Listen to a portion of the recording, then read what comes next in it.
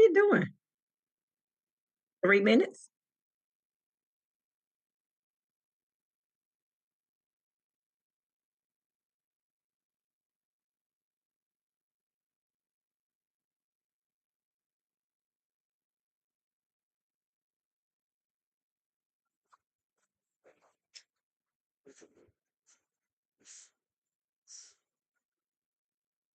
Close the door.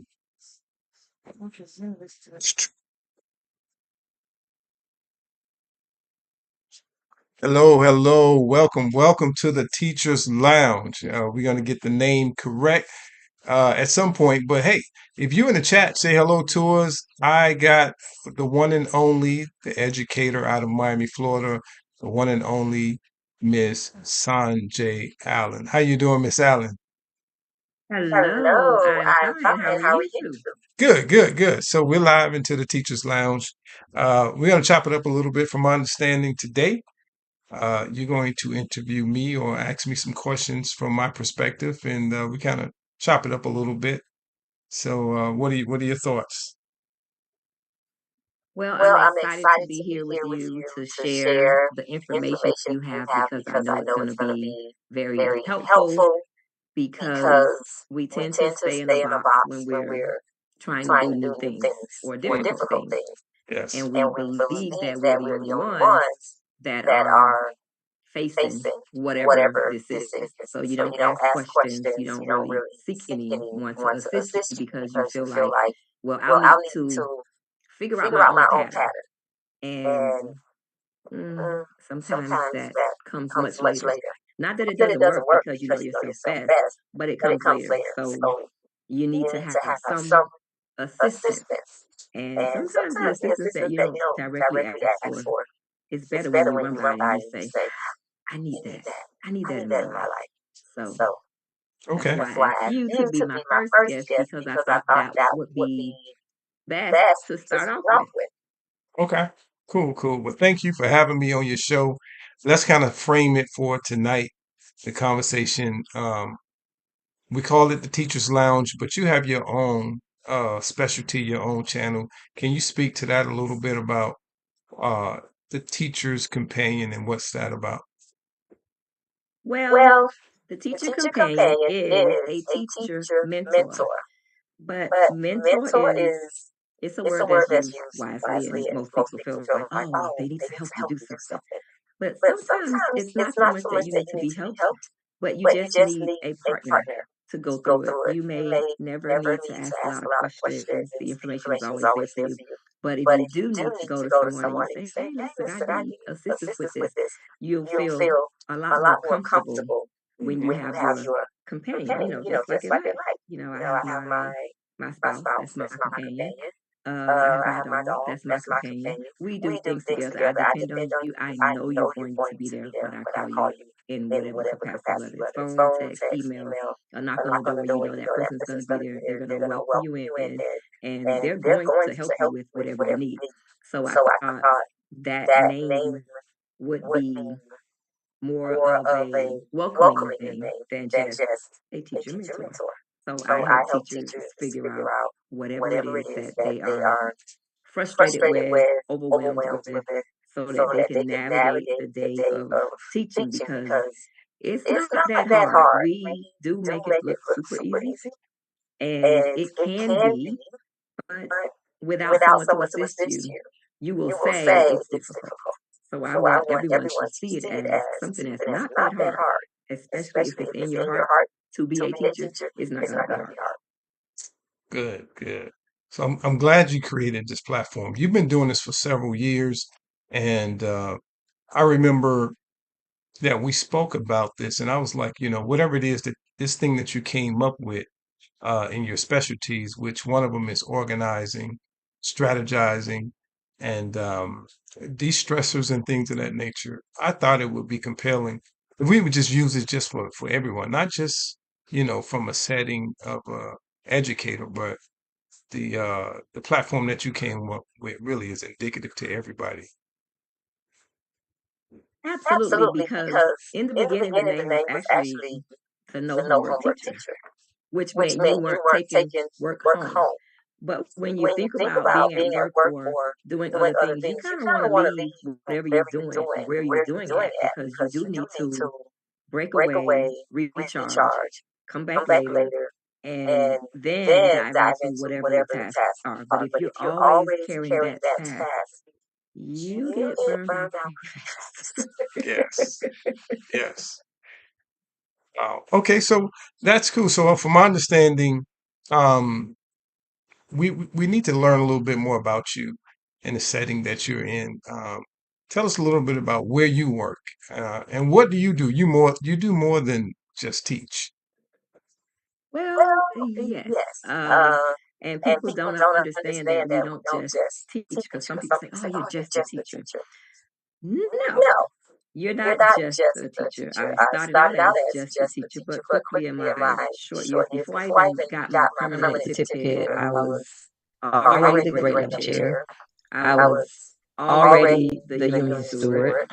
And after that, I started doing a lot of committees, Teacher of the Year committee, the ESAC committee, which now I'm the ESAC chairperson. I have been the professional development liaison, which is a really big job, which is where you help teachers get certified with the classes that they need to re-certify. And you need to make sure that all of that is done so that they do get those points when they take those classes.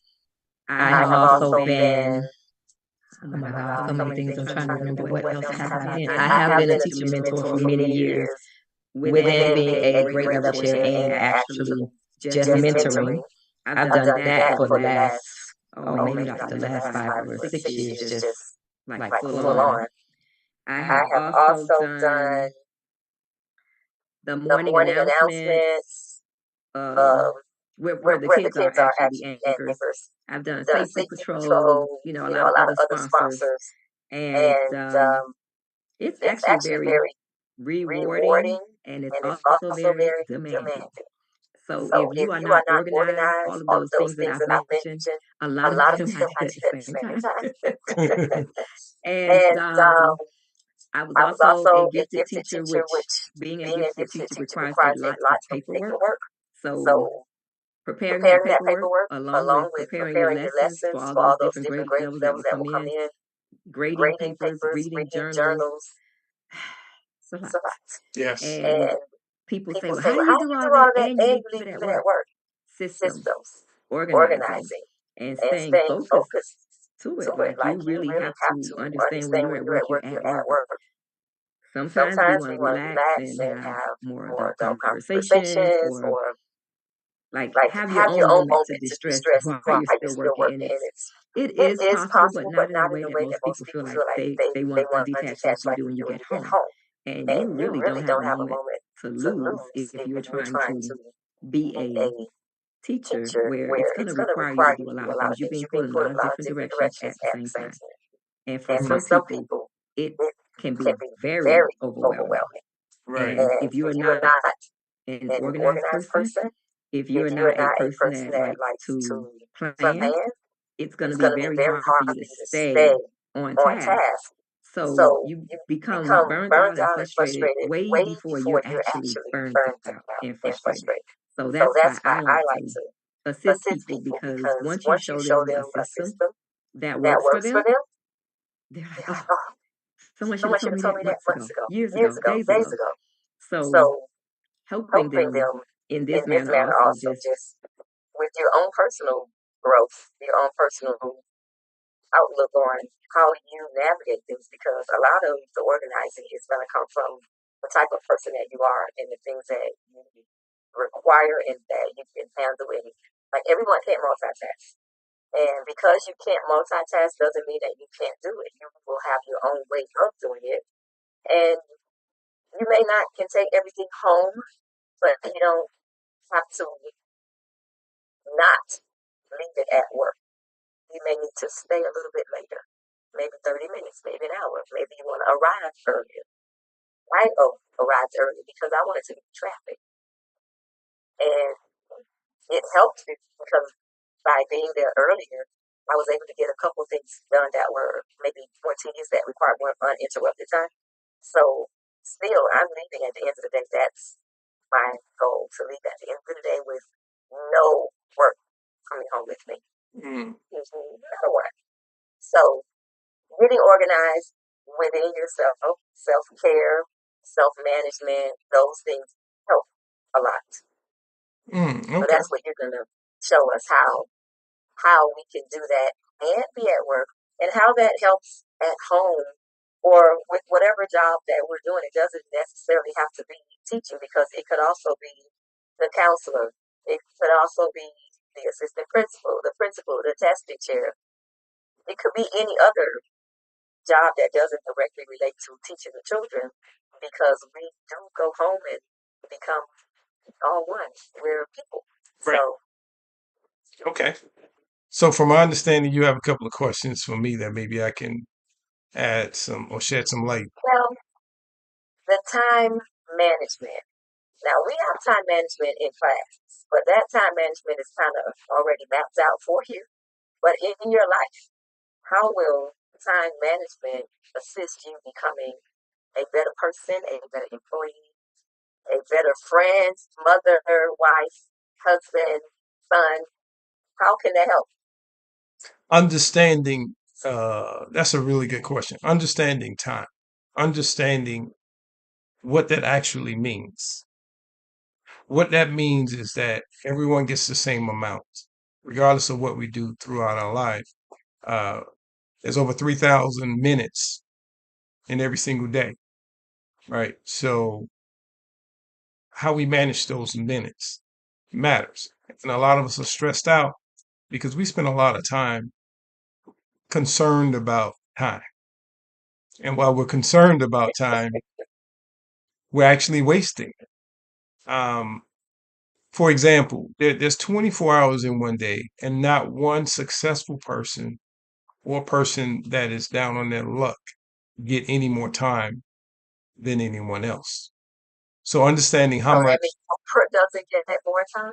She doesn't get extra time. I mean, she no, has a lot going on. She doesn't get more time. no one gets any more time.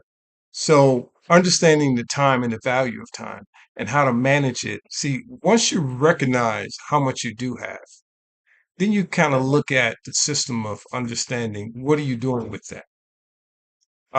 From the time that you get up in the morning to the time that you get in traffic if you're working, or whatever you're doing, um, a lot of this time could be really managed to, I call it duality. Duality being, what are you doing while you're doing something else? So scientifically, we cannot multitask. It's impossible to multitask. We use that word and that terminology loosely, but it's impossible. It's called stacking. So what stacking is basically taking a priority and then going from that priority, leaving it open, going to another priority. So you're stacking and you're prioritizing. So But constantly, you're right? constantly, yeah, you're constantly Okay. prioritizing. So you're constantly moving from one thing to the other. Um, and we call it multitasking, but you're actually stacking your priorities and you're dealing with them accordingly. So once we understand that you you can't do more than one thing successfully at one time, but what you can do is prioritize and keep those things at a high priority, each one of those things. For example, you can't necessarily be on your laptop and drive, right? But there are things that you can do relatively and be comprehensive about it while you're driving. Some people choose to drive to work and chit chat. For me, Yes. I, I use a duality method. This is in the morning. This is where I have my meetings. I'm driving, Okay. but I'm having a conference call. And in that conference call, I'm stacking. I'm prioritizing what I would like the day to look like. Even if it's me airing out my feelings, my thoughts, my concerns of the day, I'm prioritizing, I'm stacking, but I'm doing something while I'm stacking. So what does that mean? I'm driving and I'm being effective. So does that include, in order to prioritize and stack, does that include planning as well? Absolutely. So here's a rule of thumb. If you have no clue what tomorrow holds for you, you're already at a disadvantage. So, For now, before you go on, okay.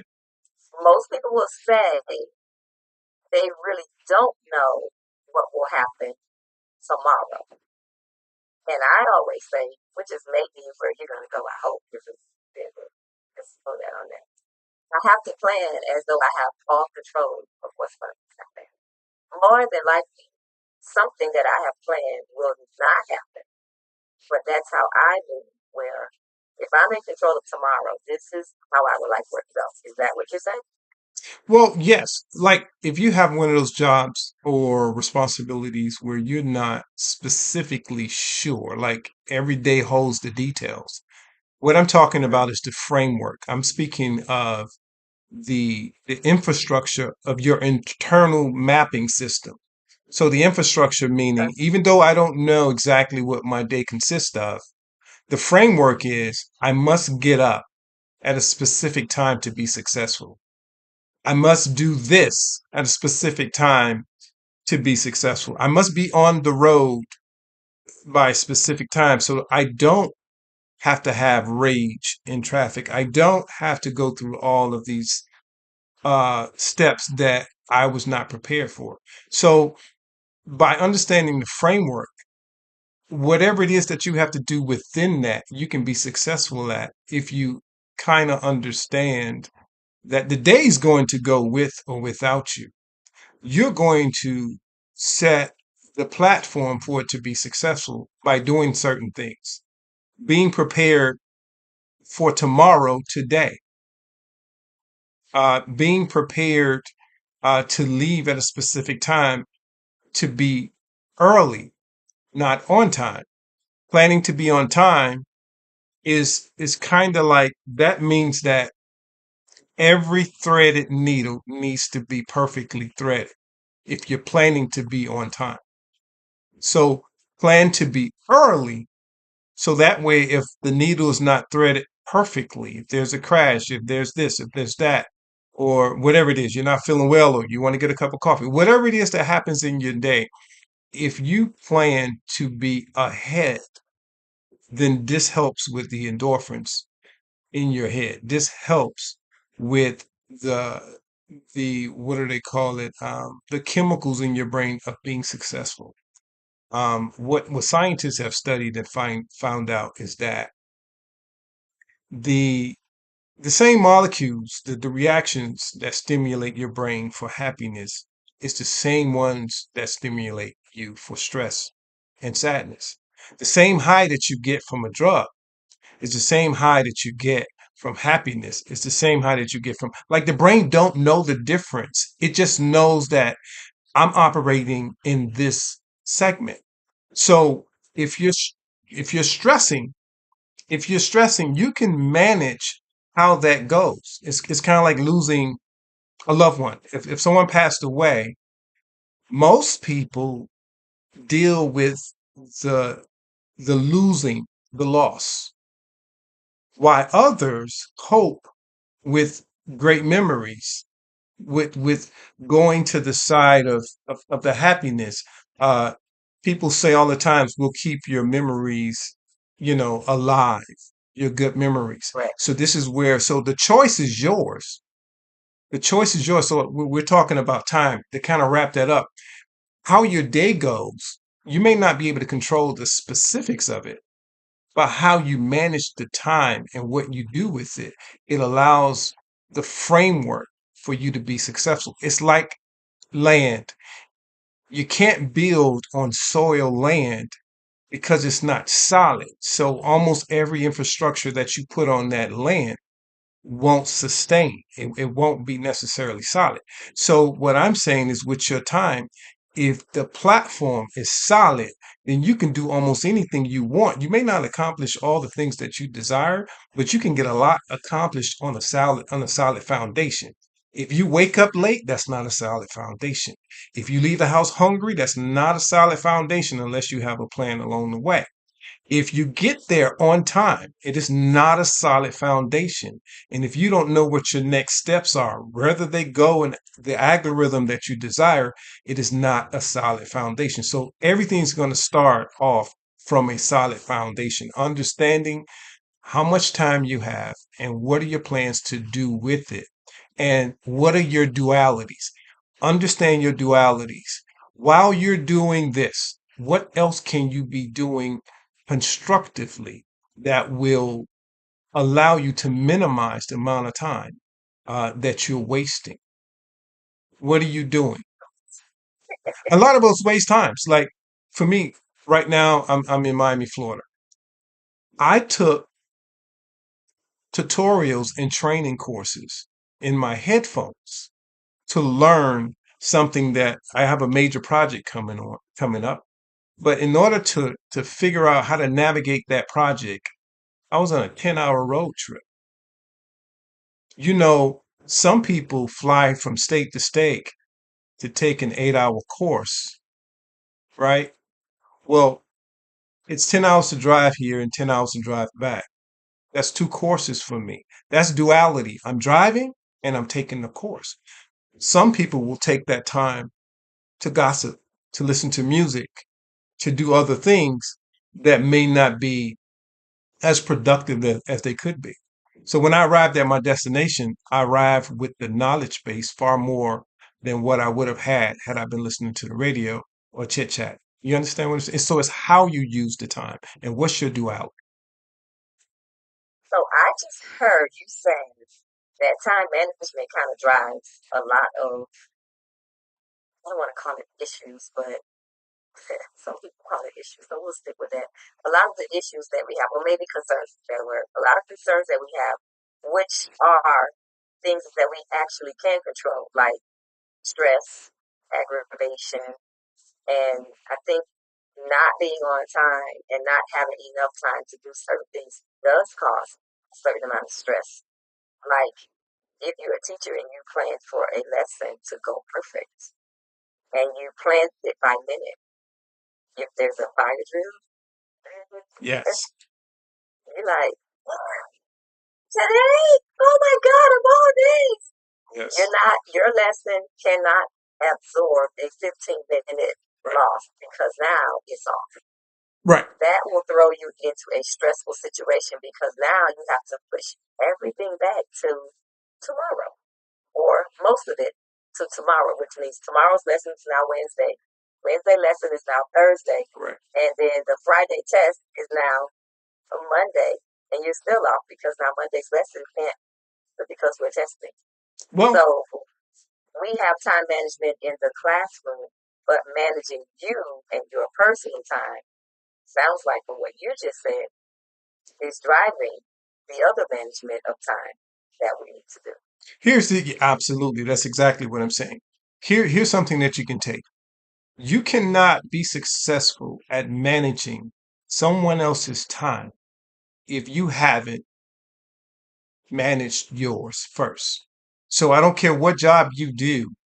Some of us feel as though by the time we get there, we'll fall within the spectrum of the requirements. But the truth of the matter is, if you have not managed your time successful, the likelihood of you being successful in that duty or responsibility is going to be probably not likely or not favorable. I'm going to give you an example. If you leave rattled or if you're not managing your time, this creates um, residual effects. So if you have children's, now you have children, now they may be stressed. You have traffic that may stress you out. You're running late, things are not working out. So everything kind of compounds, and then you get to a specific place in your life where you need to manage. Now you're managing from a deficit, and they have Right. absolutely nothing to do with your accountability that hasn't been managed properly. So it's going to be hard for you to manage someone else's responsibility if you haven't been a master managing your own time. Absolutely. I agree. So I think the last part that you just said is good for the next question. So this time management is also going to help with self-care. Right. So how is a self-care regimen very important for people with stressful jobs, jobs that seem they don't have an ending, meaning you're not there, but it bleeds into other things. So you kind of carry a little bit of it with you every day, even though you're off. There's still a remnant of something that's there, and it's kind of active, which I think kind of adds on to stress because as long as you're carrying it and you don't take care of it, you don't get to like breathe and start over. So how is self care going to help with this? How will it help? Well, the thing, most people that don't take advantage of self-care don't understand how to manage their time. And that it's a correlation. If if someone needs or in dire need of self-care, if you have a conversation with them, the first thing they're going to tell you is they don't have time. And the reason, One of those people. I don't have time to do this. yes. So that basically means that somewhere in your algorithm of life, you haven't quite mastered managing time. There's always an allotment for safety, for security, for relaxation, for recreation. Like it's a whole lot that we can do with the entire day. The reason why we feel pressed when it comes to time management, because somewhere along the line, someone or something has compromised the allotment for the recreation, the allotment for whatever it is that you would desire to do. So you have Okay. to do an audit to determine where is it being wasted? Where's there no reciprocity in your time? We all as adults waste time. I give you an example. We all have girlfriends, guy friends, family members, things of that nature. These are the distractors because they're not part of your regular normal algorithm of your day. So what does that mean? That whenever they show up, Distractions? yeah, they are distractors, right? Let me give you an example. Anything that's not planned is a distraction. Period. I agree. I Right? agree with that. So let's say you followed my regiment to the T, and then you receive a phone call of a friend that is stressing about something. Now, this something may have been in their life for years. Bad relationship, whatever the case is, it's something that you always trying to help them navigate through. What we don't Okay. do is we don't put them in the algorithm of our success platform for time. See, this is where I'm going with this is self-care. This is part of self-care.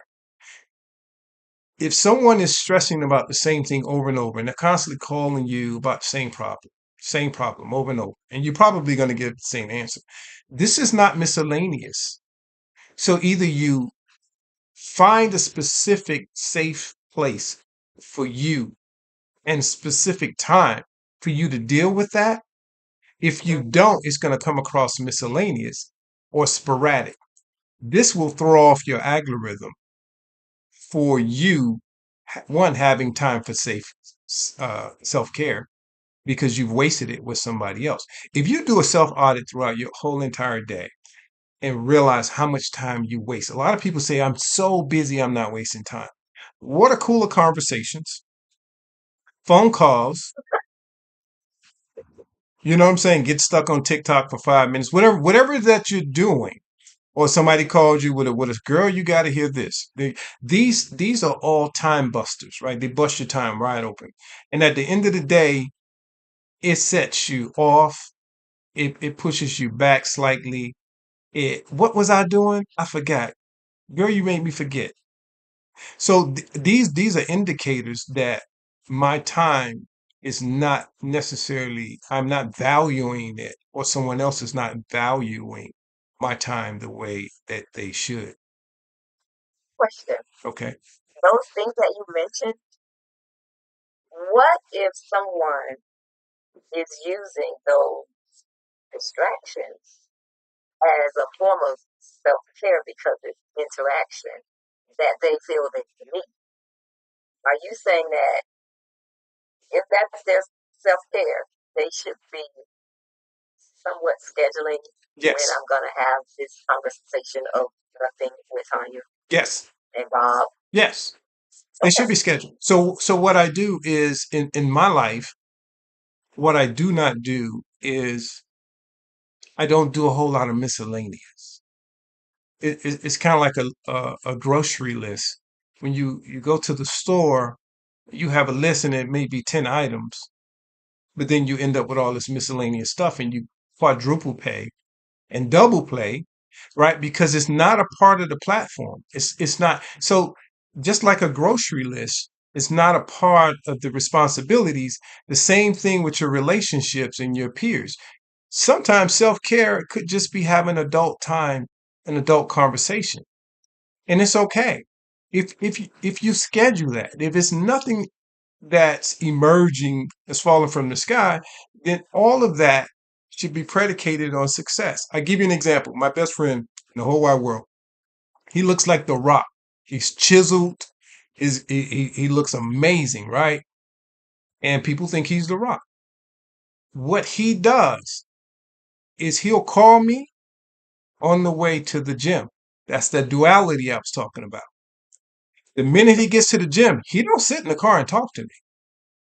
He goes work out. He gets off the phone with me.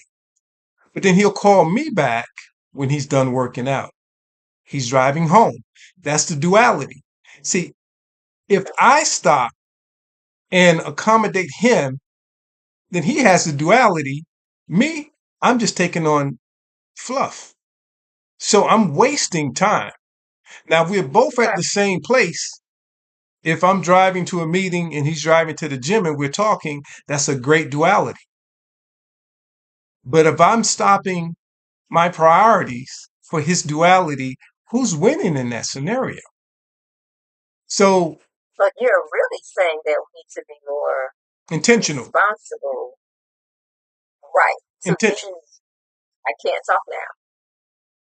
Oh, Tracy's calling. I'll call her back. Yes. Sometimes putting your phone on airplane mode, silent, do not disturb.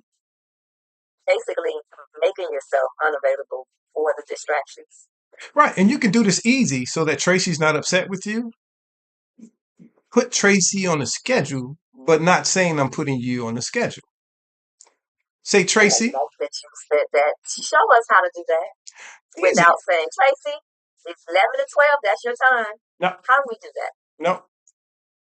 I'd rather talk to you when I'm not distracted. And it appears to be that the best time for us to have this type of conversation will be around this time or between this time and that time. I didn't say I put on the schedule.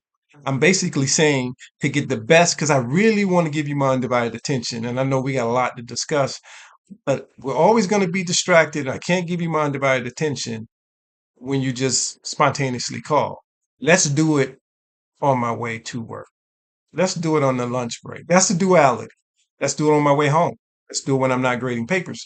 So you determine for Tracy where she can get the success and the attention that she needs from you. And then you got your adulting conversation going on at the same time. But Tracy does not know that she's been put in a box. I live my life in boxes. I'm telling you, the only time you should live outside the box is when you're being creative. Outside, That doesn't, because I think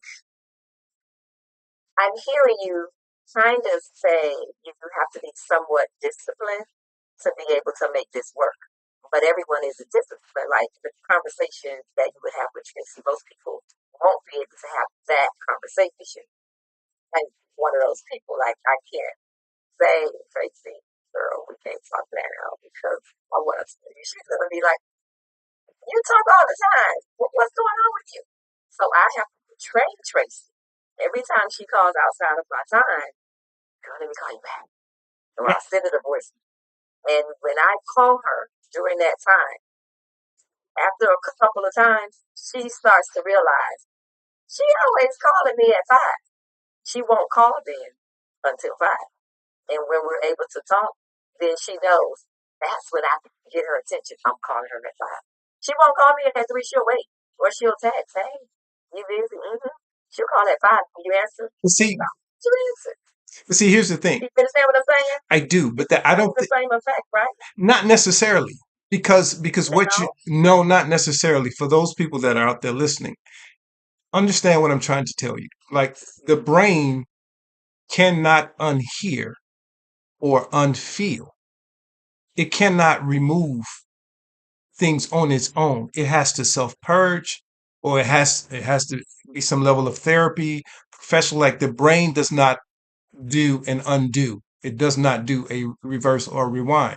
So whatever someone says to you, does to you, whatever you see, you cannot unsee, you cannot unhear. So if I'm calling you, Miss Allen, and you have to end my call subliminally, you've occupied space inside of your head that I now own, even though I'm not operating in that area.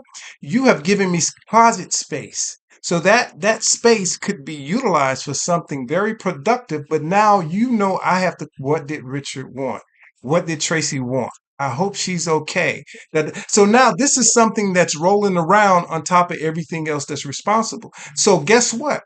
If Richard or Tracy knew, because I've been briefed, unless it's an emergency, your phone wouldn't register my name and you wouldn't have to occupy. I wouldn't have furniture inside your head that occupies a seat that you have to be conscious that this is there. Does that make sense? It makes a little more sense because I think in the self-care, it literally means to take care of yourself. Yes. And you're right. You probably will think, oh, they called. What did they want? Even though you're probably still thinking, oh, we just talking, nothing's going on. She never has an emergency, but that day it could be. I think you're saying being intentional with the conversation. Yes. Both parties. More so for you because it's a moment where you are taking care of yourself, where maybe those other moments may be occupied with moments of nothing, which is maybe what you need. You're purging. So you don't have any interruptions, or you're having a meditation type moment, or you're trying to de-stress without hearing anyone's voice or any other thing. However people do that thing, the interaction is going to throw that off. Yes. Correct? It's called a distractor. Okay. I just don't like that word. But that's but the reality is that it is a distractor. And you can do this in the classroom. You can do this with your staff members, your colleagues, your principal, your students. Like this works. If you be very frank and forward and tell little Johnny or Dr. So and so, my principal, that this is the framework that you can get the most effectiveness from me.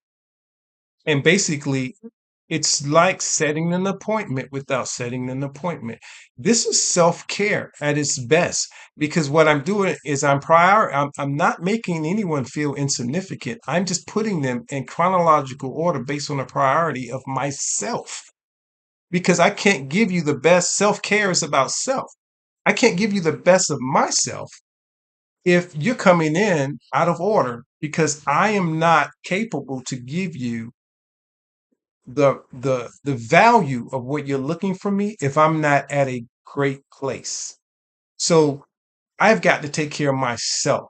And this leads to my next conversation real quick, if you don't mind. Frequency. I speak about frequency a lot. Understand your high and your low frequencies. We all operate on frequencies. Explain to us what that means. Frequency. Because most people are thinking that. Okay. A frequency is basically it's your body's a computer. If you look at your body as a computer, or like a cell phone, Have you ever gotten an elevator and lost signal? Absolutely. Right. So you know where you begin to lose signal. Every time I get to this spot, every time I drive through this area, every time I get on this elevator, I lose signal. So the frequency to me on this is understanding when the strength of your signal is strong and knowing when to apply your high frequencies and understanding your low frequency. Meaning if you find yourself saying, I don't feel like being bothered, you're operating in low frequency. So that is not the time to make life-changing decisions. That's not the time to quit your job. That's not a time to end your relationship. It's not a time to do anything that will affect your life if you're operating in a low frequency. And how do you know you're in low or high frequency? Because your body and your brain is telling you that I'm not ready to cope. I'm not ready Okay. to deal with this. So frequency to me is basically it's a self-identifying mechanism that lets you know when you're operating strong or weak. And typically when we are out of our frequency, we make decisions that we often regret. We make decisions that are not healthy. We enter into circumstances and situations that are not optimum for us when we're doing these things in low frequency. High frequency basically mean my brain is working, it's on 10. I can see clear, I can think clear, I'm not distracted. So this is the best time to make your optimum decisions. When you hear people say I'm not a morning person, that means that they're low frequency in the morning. So it it does. Or it just means you want more sleep. No. If you're one of those people that say I'm not a morning person, that means you're at a low frequency. That means your brain, I don't care what you do to it, it's not going to perform at its optimum. Does this mean not work your job because you work in the morning? Does this mean go to the night shift? No. This means that find your stable place and operate from that. But if someone comes to you for a heavy decision, that relates to whatever your responsibility is. See if you can postpone that answer. Can I get back to you? Do not fire off that email. Do not make that heavy decision because you're still in a low frequency. So you're going to make an emotional response on a low frequency, and you cannot undo that or take that back. So this is why it's important to understand when I'm at my highest and when I'm at my lowest. When should I be making my decisions? When should I be just dealing with self-care? Hey, I'm not a morning person, but I'm not going to be saying I'm not a morning person. I'm going to be saying something totally So I different. think if you say it, you actually You operate by in it. Yes. being a morning person.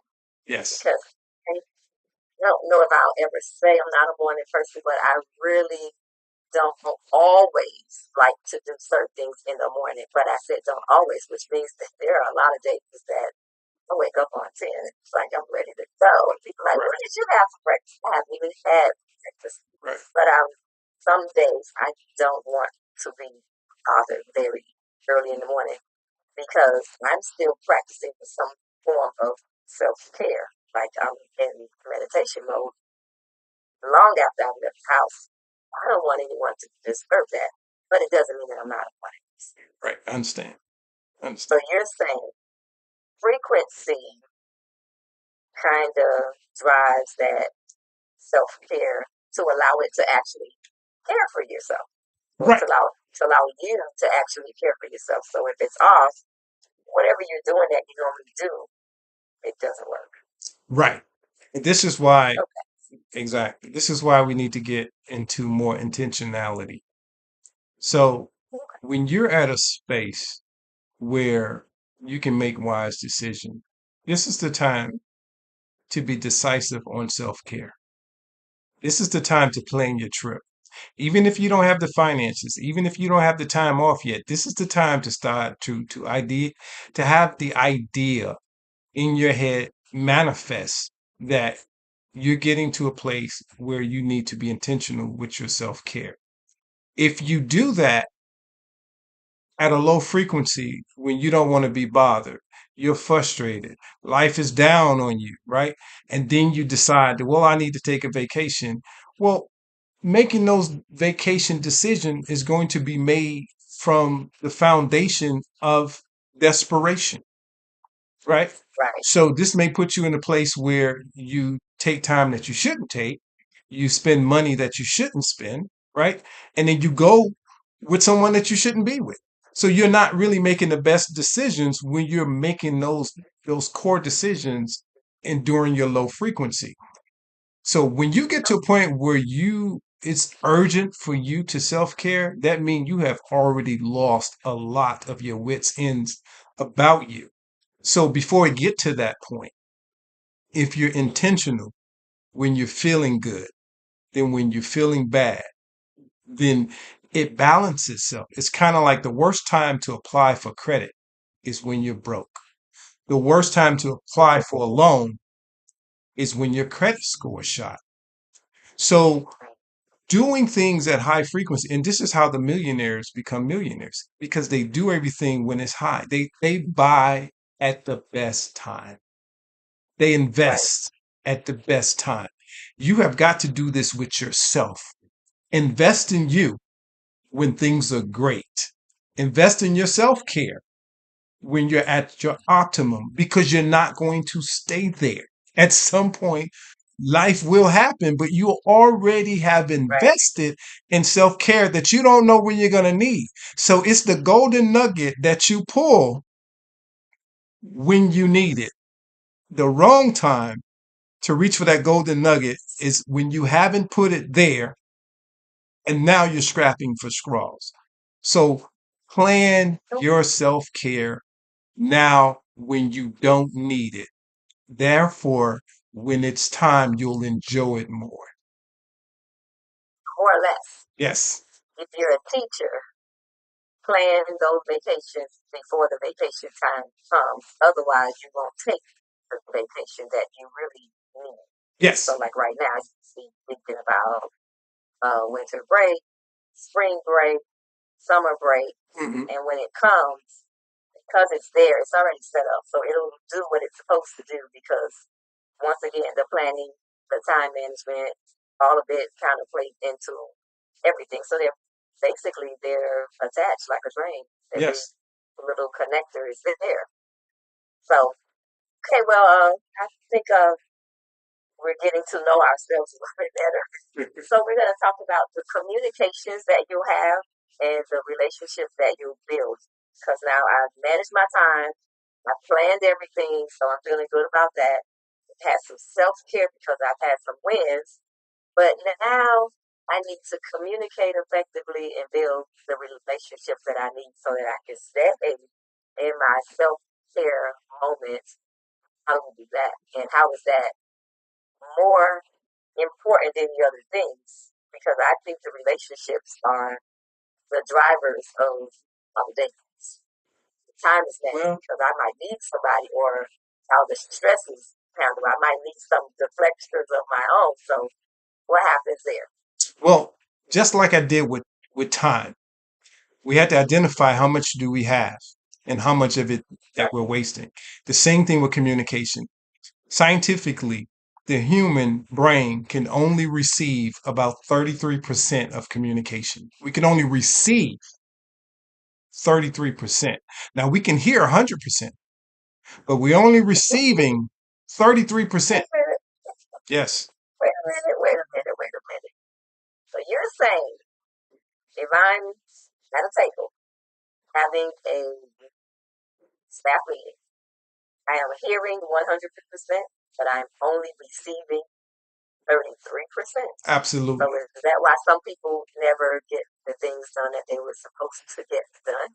And this is the reason why people are asking you to repeat yourself later on after the meeting. What time was it again? Where was it? What's the location? What you want me to do? Because people we're we're not able to hold on to 100% of the information.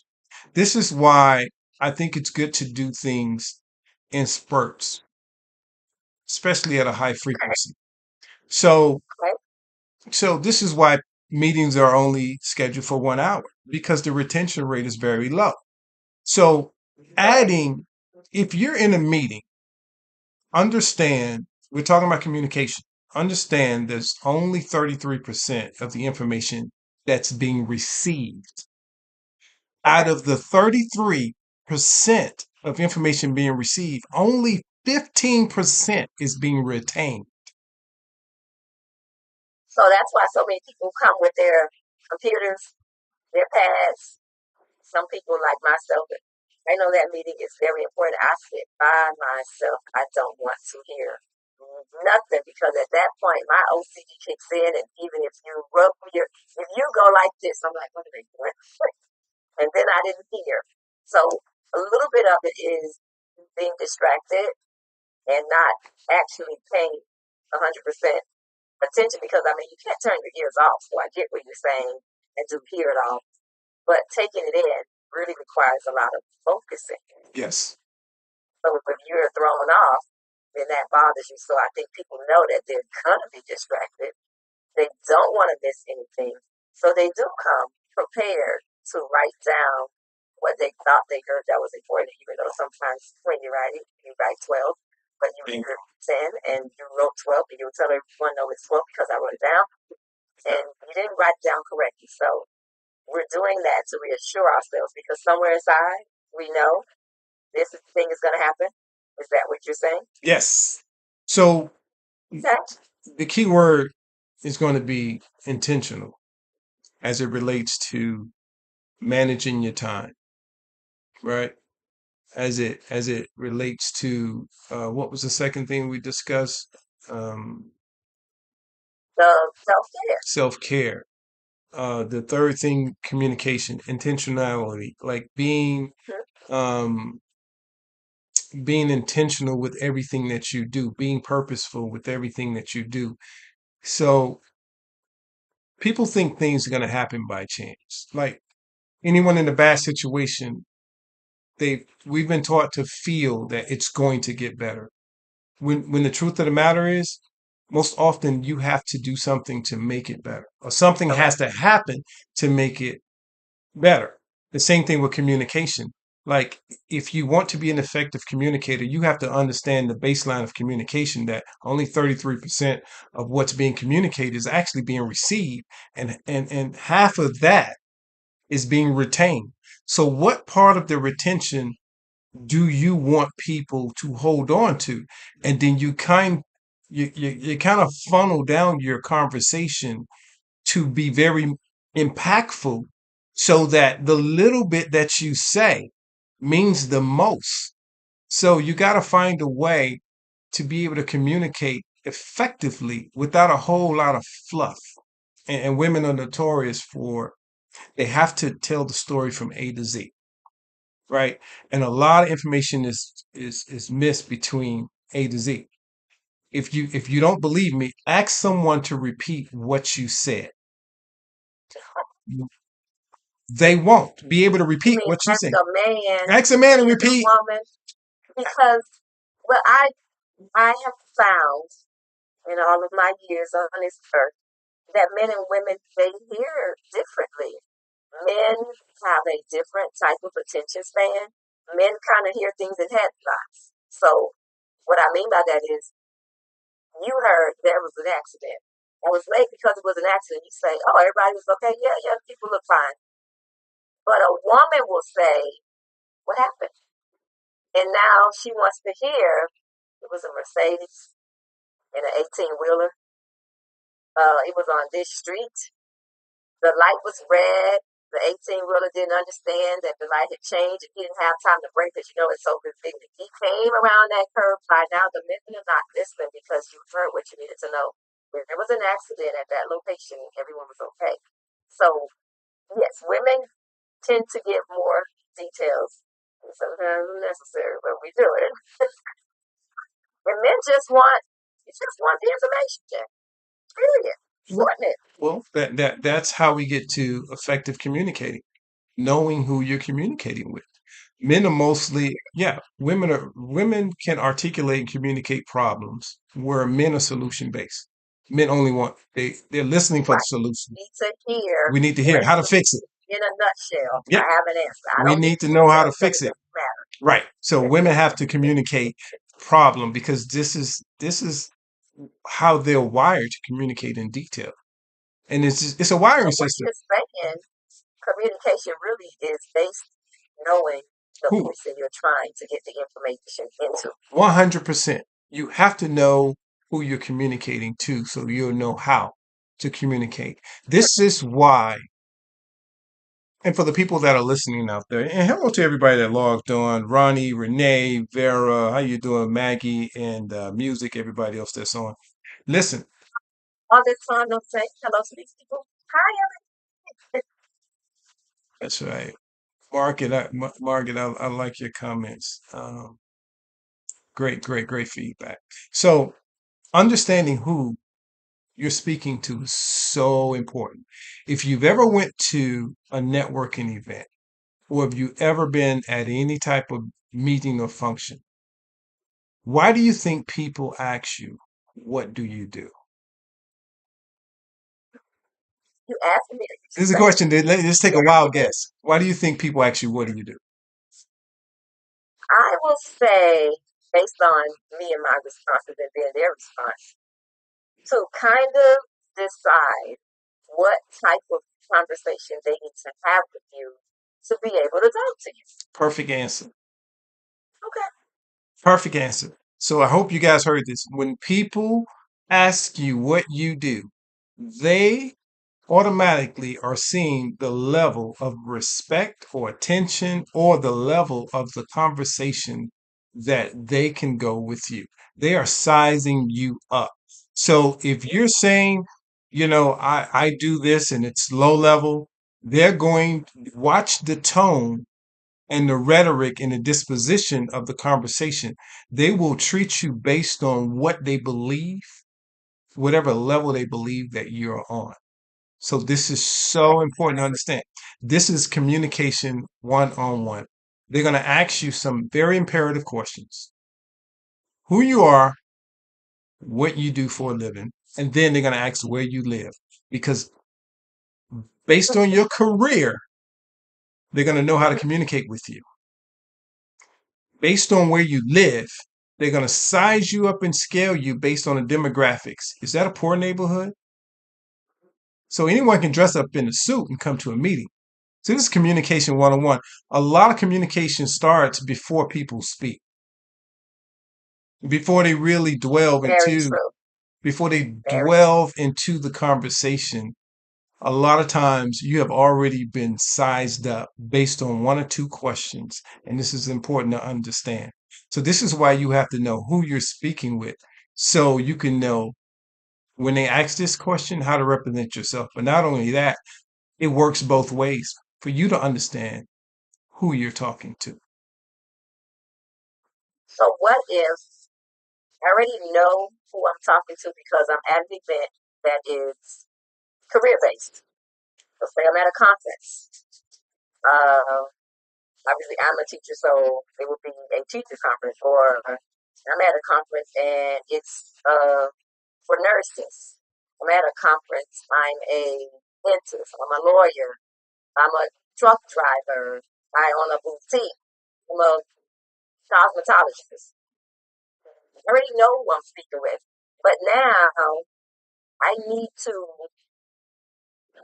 build a relationship because maybe I want to collaborate with you at some point, or I know that I want to branch out into a particular area.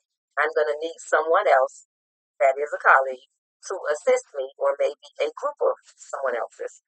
So, how do I communicate within my group to determine now, same thing, where you are, because there's still levels into every career. So, I need a person that is maybe they have a particular area that they're doing, or they've been doing it for a particular amount of time. So now they have seen a vast of changes for the good, obviously. They remember we were here, now we're here, we're fully digital, or whatever the case may be. How do you determine I need this person maybe to partner with or to collaborate with so that I can go off and do maybe my own thing, but I want to bounce some ideas off of this person.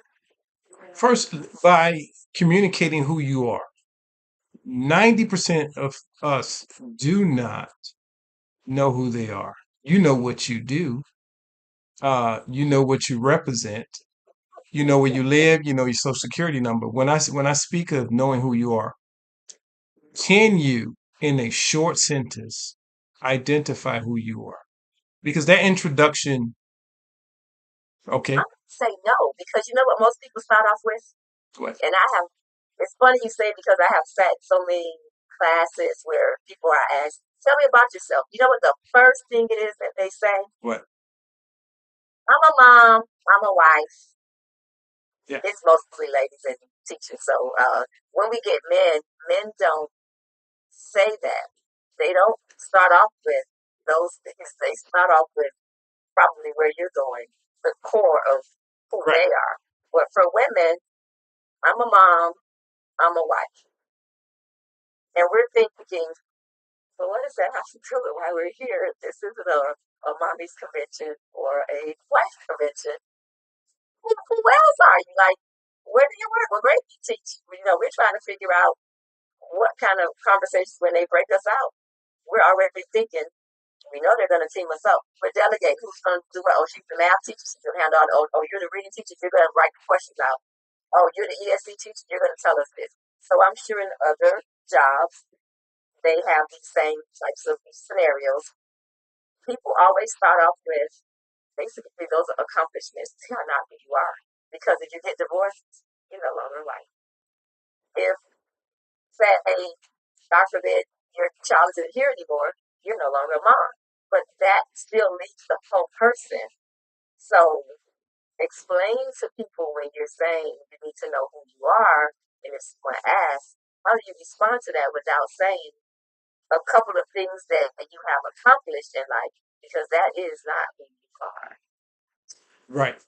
So I'm going to give you three cheat questions or Do we need to statements. get paper and pencil for this? Well, Because you look like this is going to be very intense. it, it's going to be very, whenever I'm on, you should always be writing. So take this down, right?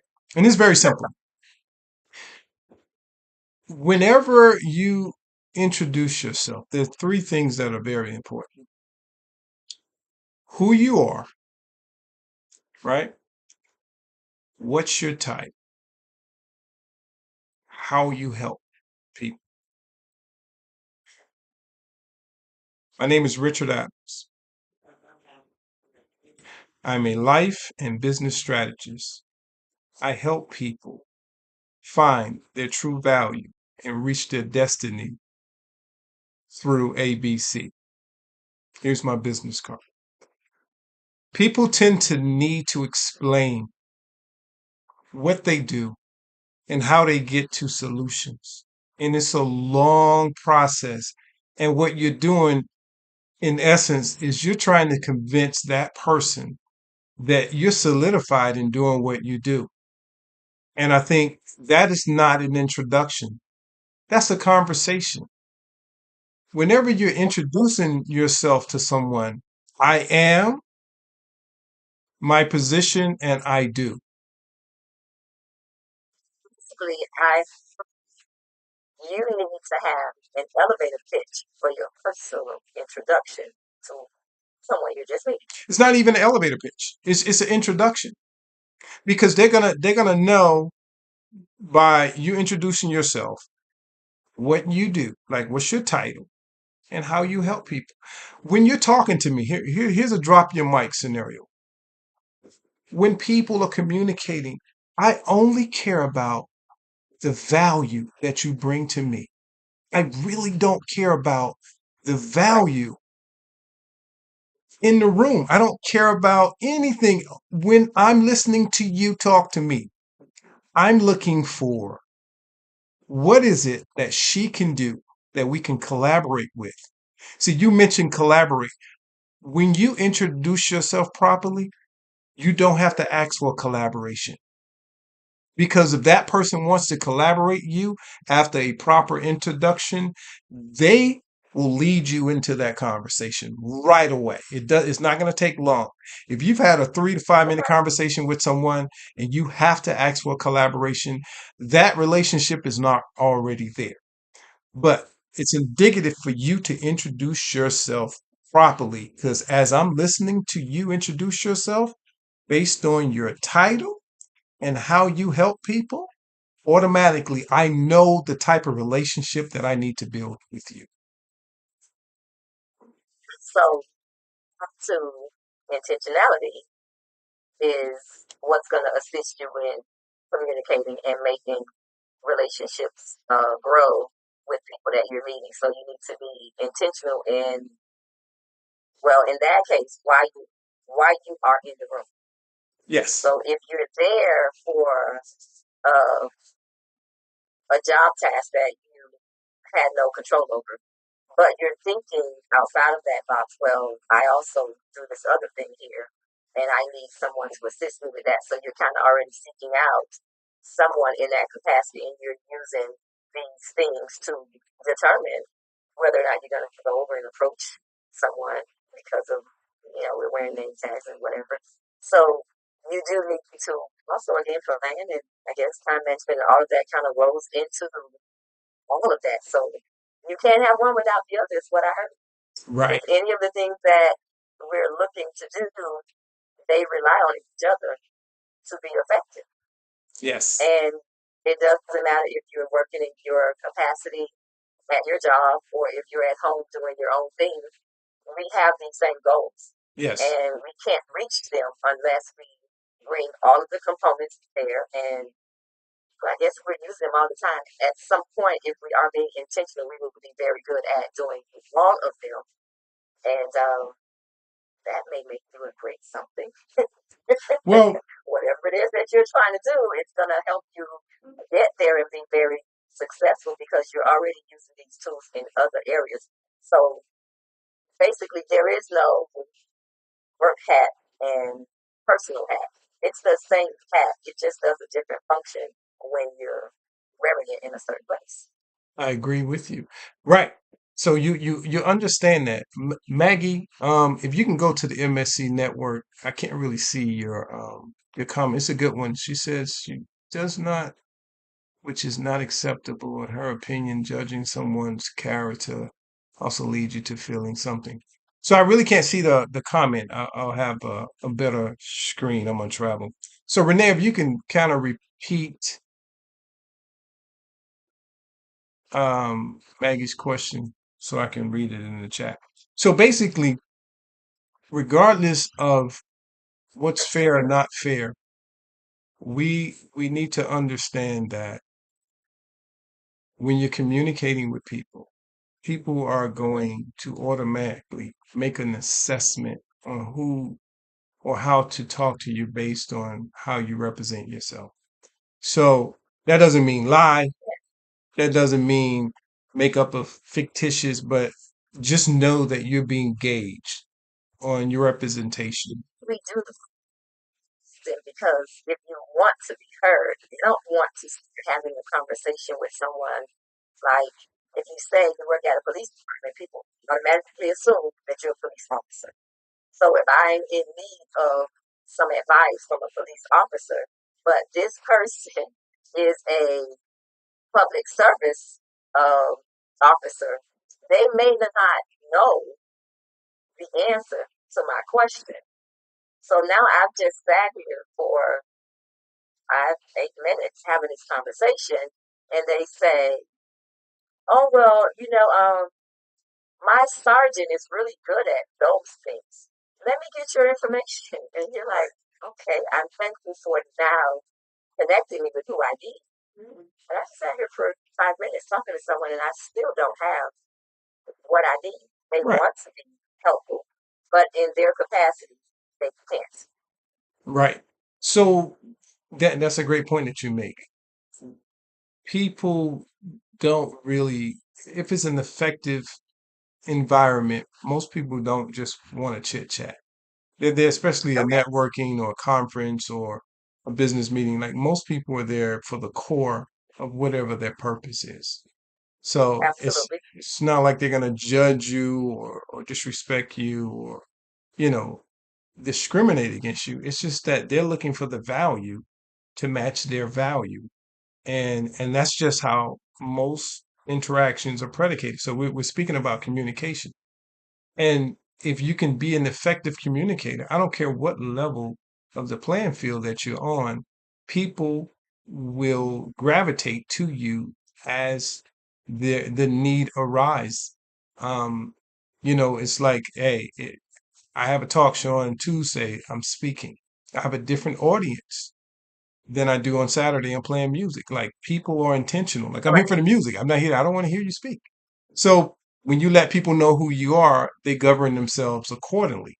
And this is why you have to be very intentional on articulating who you are and what you represent so that this, to me, it kind of weans away people that shouldn't be in your circle once you understand who you are and what you represent, because you end up with a lot of fluff and you waste a lot of time, and people may even take advantage of you if you in the wrong arena. And I think that's what happens in a lot of circles. Um, People end up on the wrong platforms, and social media is notorious for putting wrong people on the wrong platforms. Why do I say this? Because you have a random person that's disruptive, and that may be their MO, to find someone to have combatants with or disagree with. And that person platform may be important to someone that needs to hear something that may be life changing. It may be game Right. changing. And then now you got this troll on here that doesn't even fit the platform. And social media is so open that you get so many mismatches. And there's some people that walk away and give up on their dreams and their goals and their desires because they end up communicating with the wrong group or the wrong set of people, and they walk away from it based I on the wrong totally audience. you, and even with the social media, I'm in a lot of different new teacher groups or just different types of teachers on different levels. And sometimes people have had a very bad day, or even maybe sometimes it's been a bad evaluation, or if it's towards the end of the year didn't go well for them. But they're a teacher at heart. This is all they've ever wanted to do. And now it seems as though you've tried it and it didn't go well. Because I'm not going to say failed because it's been just 1 year. You really can't say you're going to be a teacher within 1 year. You got to come back the next year and fix what was wrong. And only you can do that by a self reflection. But sometimes that person will go in and say, "Oh, I quit today." So now that person hears, "Oh, you too had this problem. Oh, you quit." So then I'll go in and say, "Well, no, no. What happened?" And I hear, "Oh, so you just needed this. Oh, you didn't Yes. understand that." Yeah. And then we'll take the conversation out of that group and we'll go into Messenger and have a full conversation where information is given. And I felt wonderful to hear, went on another interview and I got another job. Can you help me with this? How are you doing that thing? Because sometimes you do need to just have that relationship of communication where you are understood in your field. And when you're understood, it's easier to not give up because hearing that someone else gave up kind of sounds like you're already defeated. Right. But maybe that person has tried longer than you because they didn't give you any background. They just said, "No, same thing happened to me and I quit. This job isn't for me." Right there, this job isn't for me. They have already done a lot of self reflecting and determined that I really don't have what it takes. This really isn't something that I can do effectively. I've learned how to do it, but I'm not able to do this. I'm not getting any joy out of this. So it's not for me and I quit. But you can't just jump onto a conversation and say something negative because sometimes that's not what people need to hear. but they're thinking it. So now you're kind of assuring them that, yeah, you can't do this. And the communication was never there. It was just a happenstance Right. interaction. And that person was like a ship in the night. They came, they went, they dropped off quick, and now you're stuck with, so I need to quit? Now I can't be a teacher. All I never wanted to do was be a teacher. Right. Or whatever else it is that you may do, the communication does have to be intentional. Right. So, pretty much what you said, you need to say who you are and what you're looking for to build those relationships, because there are more people out there that want to help you succeed than people that will say quit. And sometimes even the people that want to help you succeed may say, this may not be for you, and maybe you should quit. But that's after you have had that communication and build those relationships, because why spin your wheels if everything you're doing you should be doing, but it's not giving you the outcome that you're expecting? And that's kind of a sign that maybe you should go in another direction. Right. I believe that most people, from my experience, and I've been helping people for many years, most people don't reach their destiny because of the inability to effectively communicate. Effectively. I'm gonna give you an example. Community is something that you should build as an individual. You should build your own community. You should build your own environment to be successful. And that should be predicated on who you are. And that's relationship based. And you can articulate who you are by how you communicate what you represent or what represents you. And a lot of us get in wrong relationships. We have business ventures with people that because our inability to be an effective communicator keeps us in places longer than what we should be, and puts us in places where we should not be. Give you an example. Someone wants to do something specific to their life, a career or self-employment, whatever the case is, a hobby. A lot of times, because they're not receiving the feedback that's effective to kind of help them propel what their desires are, not realizing that that audience, you were in the wrong auditorium. It's like Entire time. it's like a rock and roll artist goes on a stage at an R&B venue and just makes his guitar scream, and because he gets booed, he thinks that he's not great. But the truth of the matter is he is. He's on the wrong stage. So many people end up in communities because they're not communicating effectively. What is this audience about? What are they looking for? Am I a good fit?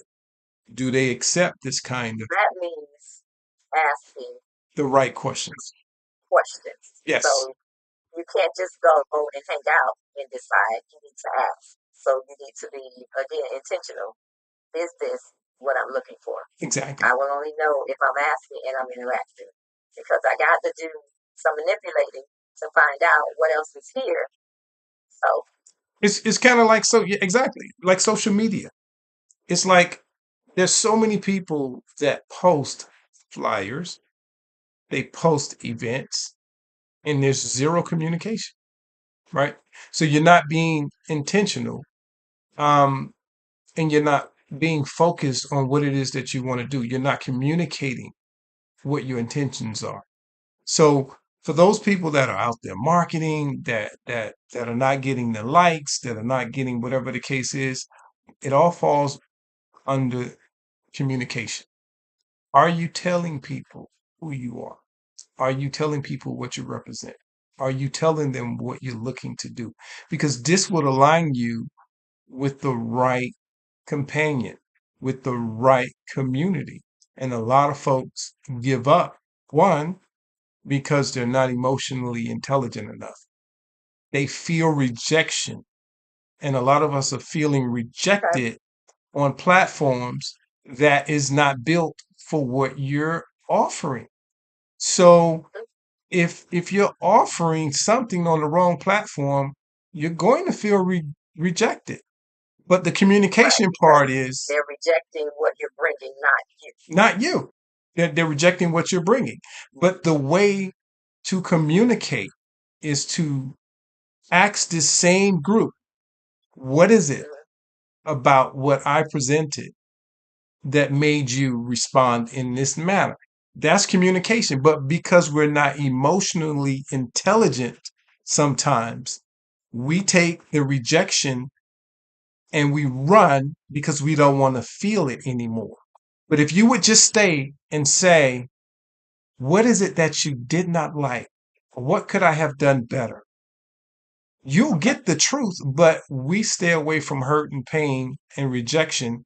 And sometimes we clam up and we shut down, not realizing that you would have been a superstar had you just went one block over where they're looking for something like you, but you didn't communicate what your needs were. So no one can feed or sow seeds into you. Okay. I think we have learned a lot of things that we will do, hopefully are already doing, but if not, will do in our personal lives that we can take to work with us to help us in whatever capacity we are in as far as our careers are. Because everything we're doing at work will come home with us, whether you're bringing it or not. You're either bringing it physically or you're bringing it mentally. And if you're bringing it mentally, it's kind of hard to get rid of it without one of these components. So, yeah, a lot of those things with you. I didn't know. And then you wonder why you burned out before you've tackled this thing so many times. You know, most people say, oh, every so many months I'll take a vacation.